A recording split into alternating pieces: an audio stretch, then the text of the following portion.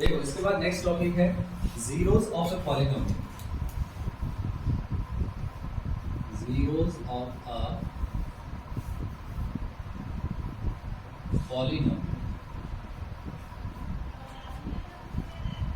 इसमें क्या होता है, मान लो आपके पास कोई एक पॉलिनोमियल गिवन है px, ठीक, कोई एक पॉलिनोमियल px गिवन है। अगर मान लो मैंने x की कोई एक वैल्यू पुट की, कोई भी एक वैल्यू, यहाँ पर फॉर एग्जांपल मैंने a पुट कर दिया। अगर हमने x की कोई एक वैल्यू पुट की और पॉलिनोमियल में उस वैल्यू को अगर हमने पुट किया और उसकी वैल्यू 0 आ जाए, पूरा जो पॉलिनोमियल है अगर 0 के इक्वल हो जाता है, तब हम लोग कह सकते हैं कि a is the zero of the polynomial. मतलब a की x की वैल्यू जब हमने a रखा तब हमारा पॉलिनोमियल 0 हो गया। सो a is the zero of the polynomial. क्या ये बात क्लियर है सबको? Yes sir. नोट कर लो इसे।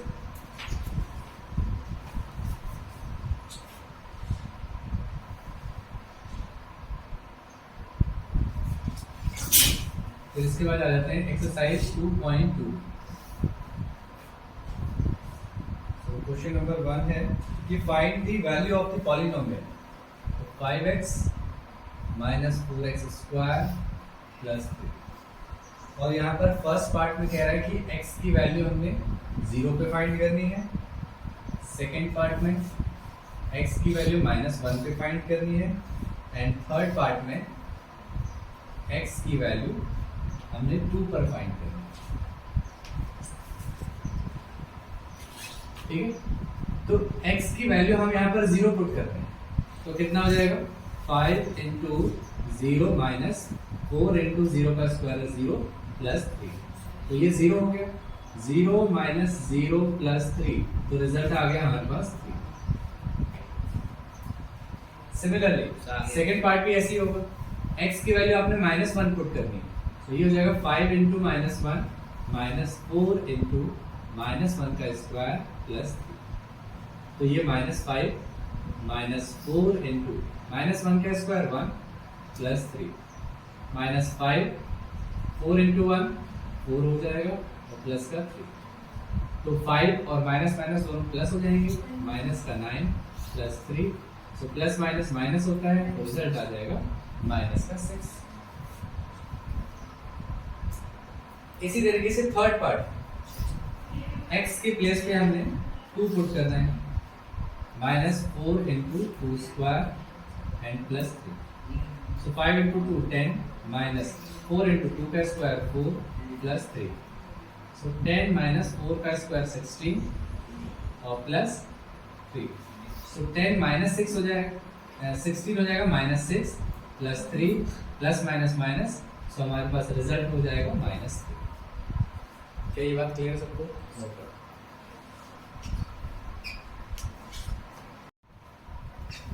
देखो क्वेश्चन नंबर सेकंड में यहाँ पर P0, P1, P2 तीनों ही फाइंड कर, हर क्वेश्चन में ये तीनों ही फाइंड कर। तो सबसे पहले यहाँ पर y की जगह पर हम लोग 0 पुट करते हैं, तो ये हो जाएगा P0। तो 0 का स्क्वायर -0 प्लस 1, तो रिजल्ट हो जाएगा 1। देन P1 फाइंड करना है, 1 का स्क्वायर -1 प्लस 1, 1 से 1 कैंसिल, 1 का square is 1। Then P2 2 square -2 plus 1, तो 2 स्क्वायर 4 -2 प्लस 1, 4 प्लस 1 5, 5 माइनस 2 ये हो गया 3। समझ में आया? इसी तरीके से सेकंड में P0 फाइंड करना है, तो ये 2 प्लस 0 प्लस 2 इंटू 0 0 माइनस 0, तो रिजल्ट हो गया 2। Then P1 2 plus 1 plus 2 into 1 का स्क्वायर 1 माइनस 1 का क्यूब 1, सो 2 plus 1 plus 2 minus 1, minus minus cancel हो गया, 2 प्लस 2 हो गया 4। इसके बाद P2 फाइंड करना है, ये हो गया 2 plus 2 plus 2 into 2 square minus 2 का क्यूब, सो 2 प्लस 2 इंटू 2 का स्क्वायर 4 माइनस 2 का cube 8। 2 plus 2 4 plus 2 4 8 minus 8 plus minus cancel तो रिजल्ट हो गया। ठीक है, नंबर थर्ड देखो, सबसे पहले P0 तो ये 0 हो गया, P1 1 का क्यूब इज 1, फिर P2 2 का क्यूब हो गया 8।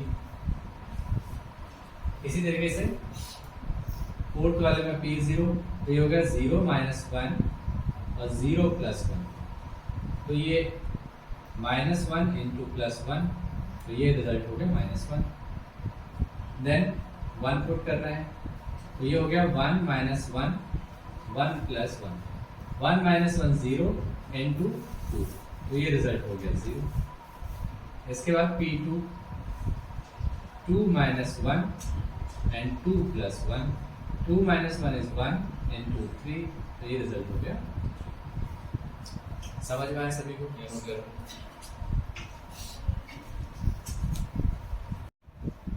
देखो तो यहाँ पर पॉलिनोमियल गिवन है, साइड में दे रखा है कि x की वैल्यू हमने 1/-1/3 पुट करनी है, तो यहाँ पर -1/3 पे वैल्यू क्या रहेगा, 3 इंटू -1/3 प्लस 1, ये हो गया कैंसिल, -1 प्लस 1 तो कैंसिल हो गई, वैल्यू हो गई 0। सेकेंड वाला x की वैल्यू 4/5 पुट करनी है, सो 4/5 इक्वल्स टू 5 इंटू 4/5 माइनस 5, तो 5 से 5 कैंसिल, तो ये हो गया रिजल्ट 4 माइनस 5। अगर आप वैल्यू पुट करना चाहते हो तो वैल्यू पुट करके भी सॉल्व कर सकते हो, अदरवाइज इतना भी छोड़ सकते हो। नेक्स्ट x की वैल्यू -1 और 1 दोनों पे फाइंड करनी, तो पहले 1 पे वैल्यू होगी 1 square minus 1, so 1 minus 1 which is 0। Then -1 पे, सो -1 का स्क्वायर -1, -1 का स्क्वायर इज 1 -1, ये हो गया 0। नेक्स्ट x की वैल्यू -1 पर देन 2 पर, तो पहले -1 पे फाइंड करते हैं, -1 प्लस 1 -1 माइनस 2, ये तो हो गया 0, तो 0 into something is 0।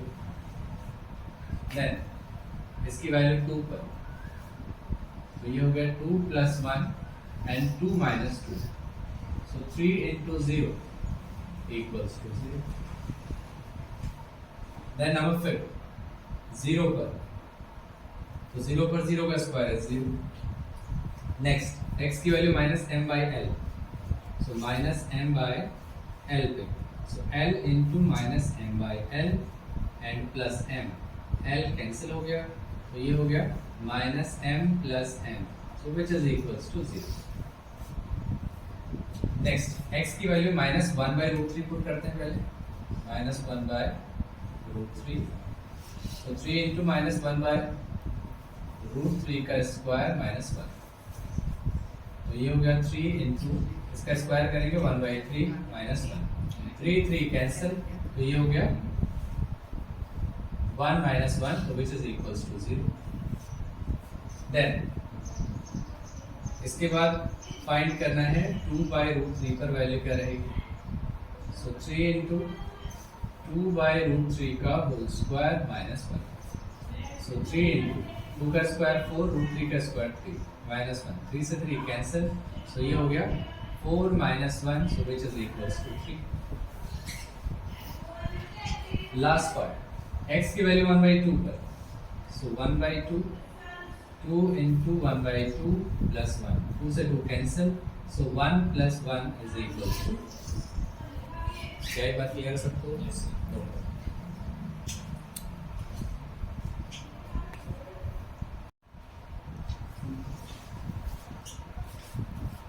Find the zero of the polynomial, तो हमने ये फाइंड करना है कि x की किस वैल्यू के लिए ये पॉलिनोमियल हमारा जीरो हो जाएगा। तो इसके लिए हम क्या करते हैं, इस पॉलिनोमियल को ही जीरो के इक्वल रख देते हैं। तो पॉलिनोमियल की वैल्यू है x plus 5 is equals to 0, so x is equals to हो गया -5। मतलब पॉलिनोमियल में अगर हम x इक्वल्स टू -5 पुट करेंगे तो ये हमारा पॉलिनोमियल जीरो हो जाएगा। देखो x की वैल्यू -5 पुट करेंगे तो +5 -5 क्या हो जाएगा, पॉलिनोमियल जीरो हो जाएगा। तो इसे ही हम कहते हैं जीरो ऑफ द पॉलिनोमियल। एक ऐसी वैल्यू जो आप पॉलिनोमियल में पुट करो और पूरा पॉलिनोमियल जीरो हो जाए उसे हम कहते हैं जीरो ऑफ द पॉलिनोमियल। तो जब भी कभी हमें ये फाइंड करनी होती है वो वाली वैल्यू, तो हम पॉलिनोमियल को जीरो के इक्वल पुट करते हैं और वहां से वैल्यू फाइंड कर लेते हैं। सेकंड पार्ट है, सो px इक्वल्स टू 0 हो गया, that means x minus 5 equals to 0, so x is equals to 5। एस तो उल्टा देख लेंगे इसका। इसी तरीके से number third, 2x plus 5 equals to 0, so 2x equals to minus 5, x equals to minus 5 by 2. Next वाला, 3x minus 2 equals to 0, 3x equals to 2, so x equals to 2 by 3 हो गया। Next, 3x equals to 0, so x equals to 0 by 3, so 0 by 3 is 0. Next, ax equals to 0, x equals to 0 by a and 0 by a is 0. Next, cx plus d equals to 0, so cx equals to minus d, x equals to minus d by c. Clear सबको? Okay.